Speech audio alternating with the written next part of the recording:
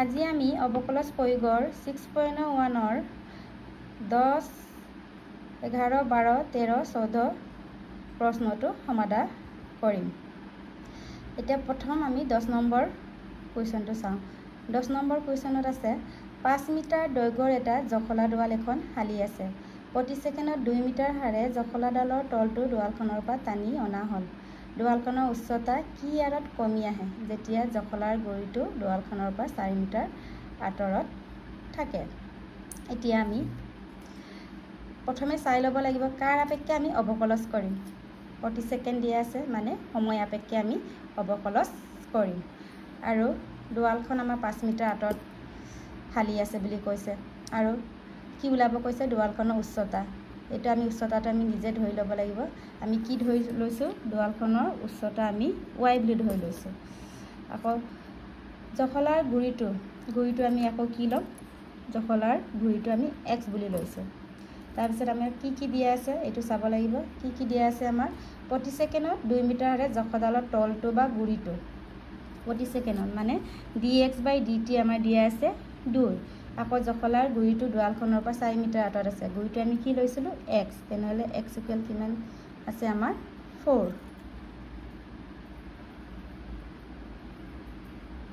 এতিয়া চোৱা আমি 5 মিটাৰ দৈৰ্ঘ্যৰ এটা জখলা দুৱাল এখন হালি আছে। এইটো আমাৰ জখলাটো হালি আছে কিমান মিটাৰ 5 মিটাৰ। তাৰপিছত আমি দুৱালখনৰ উচ্চতা এইটো উচ্চতা বুলি ক'লে এইটো আমি কি লৈছিলোঁ y। আৰু গুৰিটো আমাৰ কোনটো আমাৰ দুৱালখনৰ এইটো। তেনেহ'লে এইটো আমি কি লৈছিলোঁ x। ড্ৰ কৰাৰ লগে লগে আমি কি আকৃতিলৈ এইটো পৰিণত হ'ল এটা ত্ৰিভুজ আকৃতি। আৰু ত্ৰিভুজটো কি ত্ৰিভুজলৈ পৰিণত হ'ল আমাৰ এটা সমকোণী ত্ৰিভুজ মানে ৰাইট এংগল ট্ৰায়েংগললৈ পৰিণত হ'ল। আৰু সমকোণী ত্ৰিভুজ বুলি কোৱাৰ লগে লগে আমাৰ কি উত্তৰলৈ মনলৈ আহে আমাৰ পাইথাগোৰাছৰ থিয়ৰম। আমি এই প্ৰশ্নটো সমাধান কৰিবলৈ আমি এতিয়া কোনটো উত্তৰ ব্যৱহাৰ কৰিম পাইথাগোৰাছৰ সূত্ৰ। পাইথাগোৰাছৰ সূত্ৰটো কি আছিলে আমাৰ h² = p² + b² মানে অতিবেজ স্কোৱাৰ ইকুৱেল টু লম্ব স্কোৱাৰ প্লাছ ভূমি স্কোৱাৰ। আমি এই ভাৰ্টেক্সবোৰ আমি কি এই চুকবোৰ কি নামাকৰণ কৰিম a b c।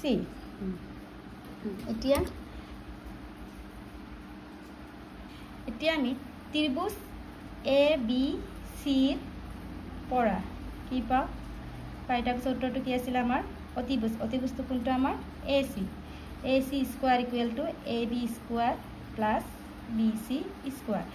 ac ৰ মান কিমান আছে আমাৰ 5 স্কোৱাৰ আৰু ab ৰ মান কি লৈছোঁ আমি y আৰু bc ৰ মান কি লৈছোঁ আমি x y square plus x square. এতিয়া আমাৰ প্ৰশ্নটো কি কৈছে কাৰ মান উলিয়াব কৈছে দেৱালখনৰ উচ্চতা আমি কি লৈছোঁ আমি y। তেনেহ'লে আমি yটো আমি ইয়াত বাহিৰলৈ আনিম। y স্কোৱাৰ ইকুৱেল কি হ'ব 5 স্কোৱাৰ 25 মাইনাছ x স্কোৱাৰ। আকৌ এই স্কোৱাৰটো এইফালে নিম আমি কি হ'ব আমাৰ √25 মাইনাছ x স্কোৱাৰ। এতিয়া আমি অবকলজ কৰিম। কাৰ আপেক্ষে কৰিম আমাৰ প্ৰশ্নটো দিয়া আছিলে প্ৰতি ছেকেণ্ডত মানে সময় আপেক্ষে। এতিয়া আমাৰ t আপেক্ষে অবকলজ কৰি পাওঁ ডিফাৰেঞ্চিয়েল উইথ ৰেচপেক্ট বাই t।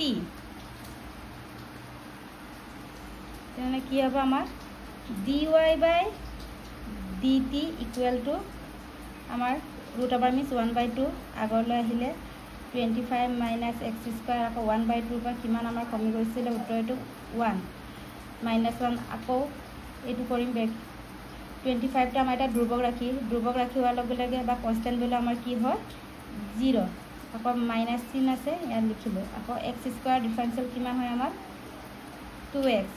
আকৌ আমাৰ কাৰ আপেক্ষে আমি অবকলজ কৰিছিলোঁ t ৰ আপেক্ষে। তেনেহ'লে xটো কি হ'ব dx/dt।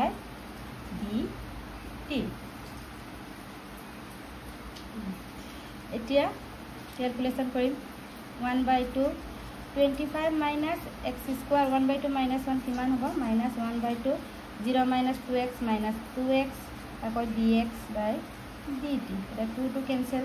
এতিয়া আমি x ৰ মানবোৰ বহাম। x ৰ মান কিমান আছিলে আমাৰ 4 আৰু dx/dt ৰ মান কিমান আছিলে আমাৰ 2। এইখিনি মান আমি ইয়াত বহাম।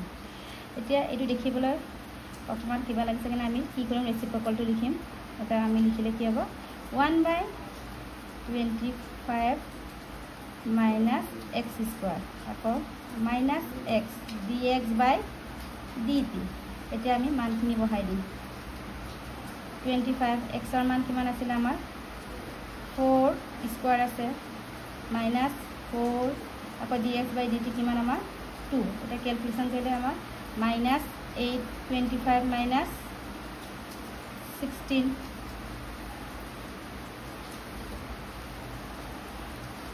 আকৌ 25 minus 16 কিমান হল 9 স্কয়াৰ অফ 9 কিমান হল আমাৰ 3 আমাৰ ৰিজাল্ট কিমান ওলালে -8/3 এতেকে দুৱালখনৰ উচ্চতা কি আৰত কমি কৰিছে -8/3 ওয়াৰ কি আছিল আমাৰ মিটাৰ আৰু সময়ৰ কি আছিল সেকেন্ড হাৰত কমি গৈছে আমি তেনেকে সমাধান কৰিব পাৰো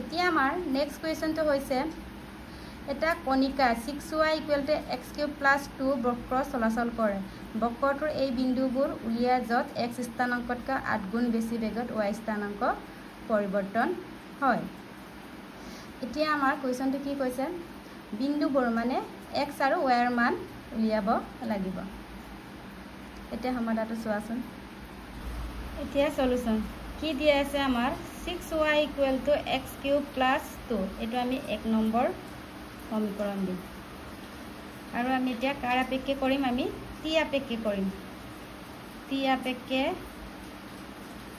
অবকলজ কৰি পাও ডিফাৰেন্সিয়েল ৰেসপেক্ট টু t তেনেহলে কি হ'ব 6 differential of y dy by dt আকৌ 3 x³ to কি হ'ব 3x স্কয়াৰ আৰু x ৰ ডিফাৰেন্সিয়েল কি dx by dt আকৌ +2 ইজ এ কনস্ট্যান্ট ভ্যালু 2 টো এটা ধ্ৰুবক ৰাশিৰ কাৰণে কি হ'ব ধ্ৰুবক ৰাশিৰ মান সদায় 0 3 ৰে 2 6 ক কেনসেল কৰিলে কি যায় আমাৰ 2 এনে dy by dt equal to কিমান পালা x square dx by dt এটা আমি সমীকৰণ 2 দিম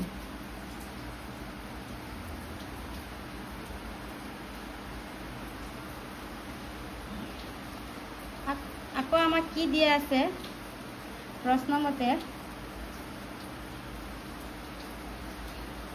x স্থানাংকতকৈ 8 গুণ বেছি বেগত y স্থানাংক পৰিৱৰ্তিত হয় মানে dy by dt কিমান x স্থানাংক 8 গুণ 8 দিলো 8 গুণ আৰু স্থানাংকটো কি হয় dx by পৰিৱৰ্তিত হয় মানে dx by dt এতিয়া আমাৰ dy by dt equal 8 dx by dt পালো আমি 2 ত বহাই দিম 2 ইমপ্লাইজ কৰিম 2 dy by dt কিমান আমাৰ 8 dx by dt equal to x square dx by dt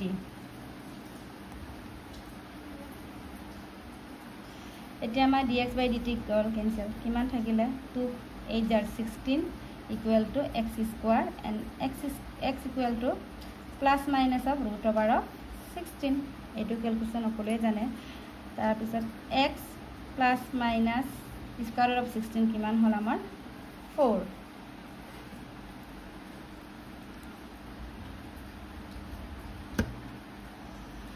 এতিয়া আমি x equal plus minus 4 ৰ মান কত বহাম আমি 1 নম্বৰ সমীকৰণত বহাম প্ৰথমে আমি plus 4 বহাম 1 implies তোমালোকে আখৰটো লিখিব পাৰা 1 নম্বৰ সমীকৰণে x ইকুৱেল আমুক বহাই পাওঁ বুলি মই ডাইৰেক্ট 1 ইমপ্লাইজ কৰি দিছোঁ 6y ইকুৱেল টু xৰ ভেলু প্ৰথমে প্লাছটো ল'লোঁ 4 cube plus 2 and 6y equal to 4 cube 64 plus 2 y equal to কিমান হ'ল আমাৰ 64 প্লাছ 2 66 আকৌ 6 এইফালে আহিলে কিমান হ'ল 11 আকৌ x equal to -4 to বহাম কত একতে বহাম 1 implies 6y -4 cube plus 2 -4 cube কিমান হ'ব আমাৰ -64 plus 2 তাৰপৰ -64 plus 2 কিমান হ'ল আমাৰ -62 আকৌ 60 ফালে আহিলে ডিভাইড হ'ল তেতিয়া 2 ৰে কিমান হ'ব 31 আৰু 2 ৰে 3 কিমান পালো আমি -31/3 আমাক কি ওলাব দিছিলে বিন্দুবোৰ বিন্দু মানে x আৰু y ৰ মানবোৰ ওলাব দিছিল এতিয়া আমি লিখিম এতেকে বিন্দু কেইটা হ'ল প্ৰথমে আমাৰ সদায় x ৰ মান আগত থাকে প্ৰথম x ৰ মান আমি প্লাস বহাতে 4 y ৰ মান কিমান পাইছিল আমি 11 আকৌ -4 বহাতে কিমান পাইছিল আমি -31/3 তেনেকৈ আমি সমাধান কৰিব পাৰো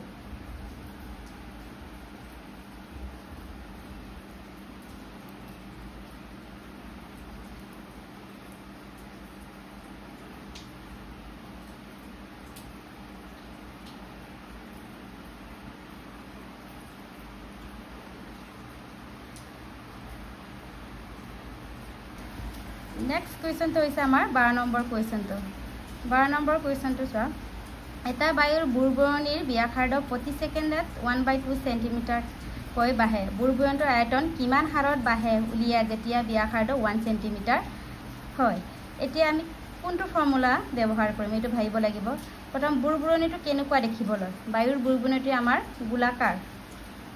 গোলাকাৰ আকৃতি এইকাৰণে আমি আৰু বা বেলুন আকৃতি বুৰবুৰকে উঠি আহে তেতিয়া আমি কি ব্যৱহাৰ কৰিম আমি বেলুনৰ আয়তন বা গোলাকাৰৰ আয়তনটো আমাৰ কি আছিল আমাৰ 4/3 পাই r কিউব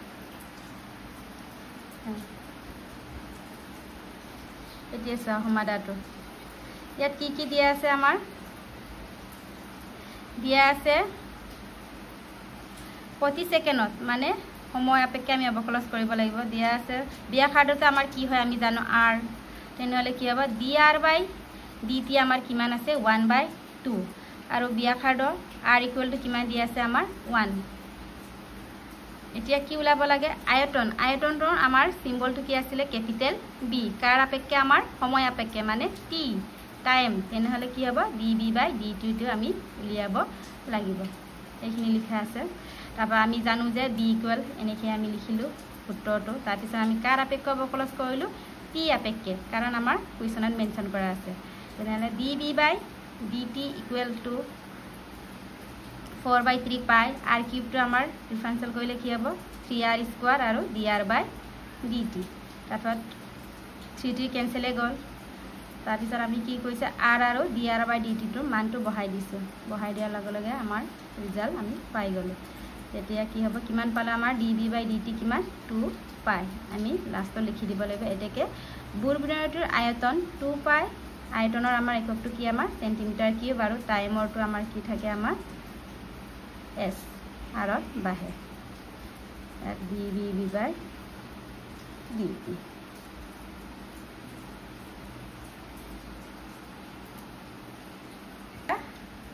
এতিয়া আমি এটা কোয়েশ্চন নম্বৰ 13 টো চাও কোয়েশ্চন নম্বৰ 13 টো কি লিখা আছে এটা বেলুন সদায় গোলাকাৰ হৈ থাকে আৰু ইয়াৰ পৰিৱৰ্তনশীল ব্যাস 3/2 2x + 1 এতিয়া আমাক কাৰ আপেক্ষে অবকলন কৰিব কৈছে এটা মেনশন কৰি দিয়া আছে x আপেক্ষে ইয়াৰ আয়তন পৰিৱৰ্তনৰ হাৰ উলিয়া এটা বেলুন সদায় গোলাকাৰ হয় না এটা আমাৰ কিটো দিয়া আছে ব্যাসটো দিয়া আছে আমাৰ প্ৰশ্ন ব্যাসটো আমাৰ ডায়ামিটাৰ কি আখৰে সিম্বল দিম আমি স্মল d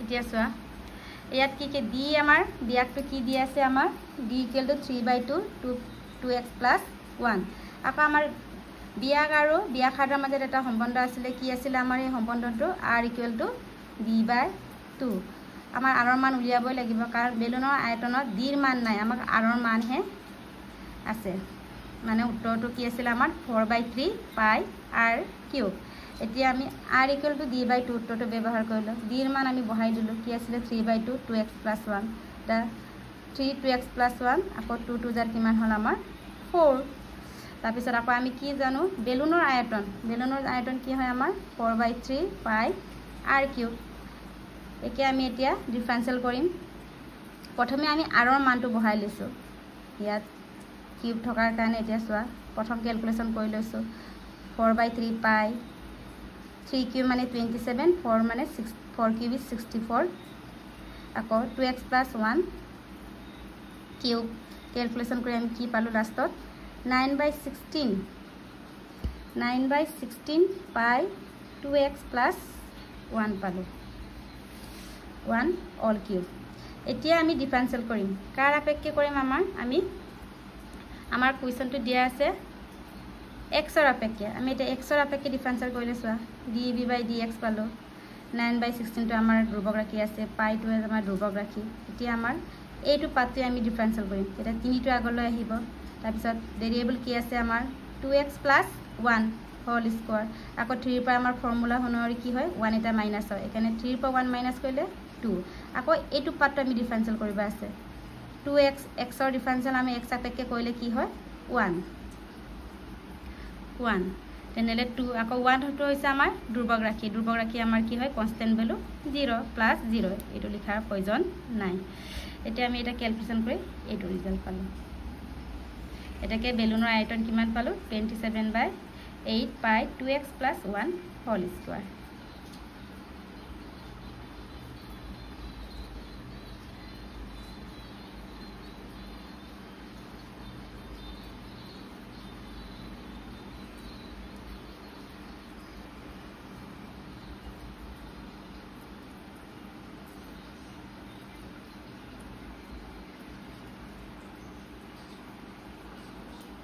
এতিয়া আমাৰ 14 নম্বৰ কুৱেশ্যনটো হৈছে এডাল 5 ৰ পৰা 12 সেন্টিমিটাৰ কিউব পাৰ সেকেন্ড হাৰে বালি পৰি আছে পৰা বালিবোৰে মাটিত এটা শংকুৰ সৃষ্টি কৰে আৰু শংকুটোৰ উচ্চতা সদায় ভূমি ব্যাসাৰ্ধ 1/4 মানে 1/6 কি হাৰত বালিৰ শংকুটোৰ উচ্চতা বাঢ়ে উলিয়াই যেতিয়া উচ্চতা কিমান হয় আমাৰ 4 সেন্টিমিটাৰ হয় এতিয়া শংকুৰ কথা কৈছে এতিয়া শংকুৰ আয়তন উলিয়াবলৈ হলে তোমালোকে শংকুৰ আয়তনৰ উত্তৰটো জানিব লাগিব আমাৰ শংকুৰ আয়তনৰ উত্তৰটো কি আছিল আমাৰ 1/3 পাই r² h কিমান আছিল b = 1/3 পাই r² h আৰু প্ৰশ্নত কাৰ আপেক্ষে কৰিব দিছে আমাক প্ৰশ্নটো আমাৰ সেন্টিমিটাৰ কিউব পাৰ সেকেন্ড এনেকৈ লিখা থাকিলে বেছি ইজি সময় আপেক্ষে আমাক অবকলজ কৰিব দিছে আৰু কি দিয়া আছে আমাৰ h ৰ মানটো কিমান শতাংশ বুলি কৈছে 1/6 1/6 মানে কি 1/6 ব্যাসাৰ্ধ আৰু উচ্চতা কিমান দিয়া আছে আমাৰ 4 এতিয়া আমি সলিউশন কৰিম এতিয়া কি দিয়া আছে প্ৰশ্নটো চোৱা এটা 5 ৰ পৰা 12 সেন্টিমিটাৰ কিউব দিয়াৰ লগে লগে তোমালোকে জানিবা আৰু পাৰ সেকেন্ড দিয়া আছে ইয়াত dv/dt কিমান দিয়া আছে আমাৰ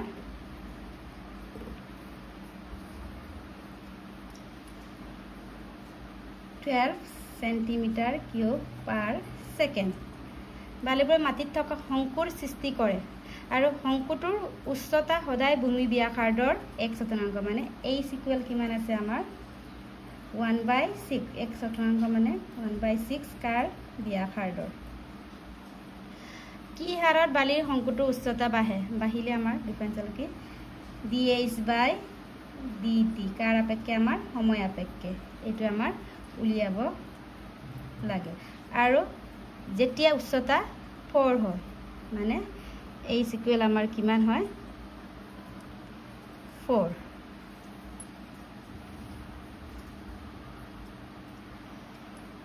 এতিয়া আমি শংকুটোৰ উচ্চত আয়তনটো জানিব লাগিব। এটা আমি জানো যে এতেকে আয়তনটো আমি কি আকাৰে সিম্বল কৰোঁ, কেপিটেল বি। এতিয়া আমাৰ শংকুৰ আয়তন কি আছিলে, বি ইকুৱেল টু 1/3 পাই r স্কোয়াৰ h। এতিয়া আমি আৰৰ মান বহাম।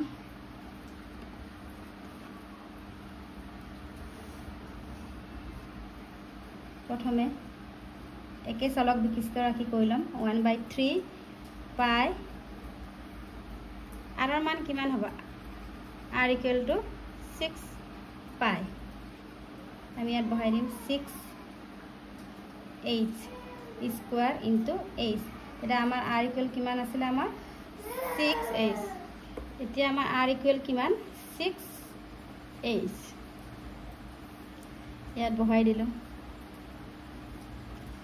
এতিয়া কিমান হ'ব, 1/3 পাই 6 square 36 h square into h cube. 3 36 কিমান টাইম গ'ল আমাৰ 12। কিমান হয় 12 পাই h কিউব। ভি ইকুৱেলটো আমি কিমান পালোঁ, 12 পাই h কিউব। ভিটিয়ে পাইছে আমি। এতিয়া কি ওলাব কৈছে আমাক, dh/dt। এতিয়া আমি কাৰ আপেক্ষে অৱকলজ কৰিম, আমি টিৰ আপেক্ষে অৱকলজ কৰি পাওঁ, মানে ডিফাৰেঞ্চিয়েল ৰেচপেক্ট টু টি। তেনেহ'লে কি হ'ব, dv/dt 12 পাই, এইটোতো আমাৰ ধ্ৰুৱক ৰাখি 3টো আগলৈ আহিব আৰু কিমান কমি গৈছিলে, -1। তেনেহ'লে 3 - 1 কিমান হ'ব, 2। আৰু কাৰ আপেক্ষে কৰা হৈছিলে, আমাৰ টিৰ আপেক্ষে। তেনেহ'লে dh/dt। এতিয়া আমি মানখিনি বহাই দিম। dv/dt কিমান পাইছিলে, আমি 12 × 3 36 পাই hৰ মান কিমান আছিলে, আমাৰ 4 স্কোয়াৰ dh/dt। তেনেহ'লে আমি কেলকুলেশ্যন কৰিলে কিমান হ'ব, dh/dt কিমান হ'ব, 12/36 পাই ইনটু 4 স্কোয়াৰ মিনছ 16। এতিয়া আকৌ কেলকুলেশ্যন কৰা, 12 + 36 কিমান গ'ল, 3। ওপৰত কি থাকিলে, আমাৰ 1। আকৌ 3 × 16 কিমান হ'ল, আমাৰ 48 পাই। তেনেহ'লে আমাৰ dh/dt কিমান পালোঁ, dh/dt ইকুৱেল টু 1/48 পাই। এতিয়াকে আমাৰ কি হাৰত শংকুটোৰ উচ্চতা বাঢ়ে, 1/48 পাই।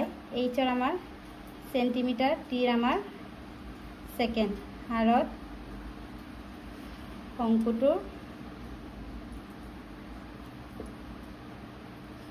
উচ্চতা